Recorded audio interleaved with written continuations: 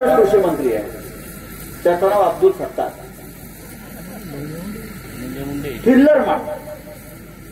त्याच्या आधी हे तुमचे इकडले पालकमंत्री कृषी मंत्री होते उद्धवजींच्या मंत्रिमंडळामध्ये. 2.5 वर्ष कृषी मंत्री होते. 2.5 वर्षापैकी त्यांचा एकही दिवस असा नव्हता की मला हे खातं बदलून द्या सांगण्यासाठी ते आले नाहीत.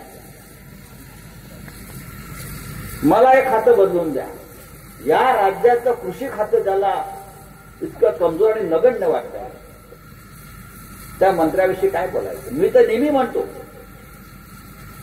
की कृषी खातं हे मुख्यमंत्र्याकडे असायला पाहिजे. कृषी खातं हे अर्थमंत्र्याच्या बरोबर असायला पाहिजे. कृषी खात्यासाठी स्वतंत्र बजेट असायला पाहिजे. जसं रेल्वेचं बजेट पूर्वी वेगळं होतं तसं कृषी खात्यासाठी स्वतंत्र बजेट असायला पाहिजे. पण शेतकऱ्यांचा कळवळा घेणारं कोणतंही सरकार आतापर्यंत हा निर्णय घेऊ शकलं नाही. याचं कारण असं आहे, सरकार ही सत्ता शेतकऱ्याच्या घामावर उभी राहतात, शेतकऱ्यांच्या मतांवर सरकार बनतात आणि मग सत्ता आली की तुम्ही सगळ्यात आधी लाभ ही शेतकऱ्याला मागता. मगाशी इथे कांद्याचा लिलाव झाला. गंमत वाटलं की आम्ही कांदा हातात धरला आणि त्या कांद्याला भाव आला.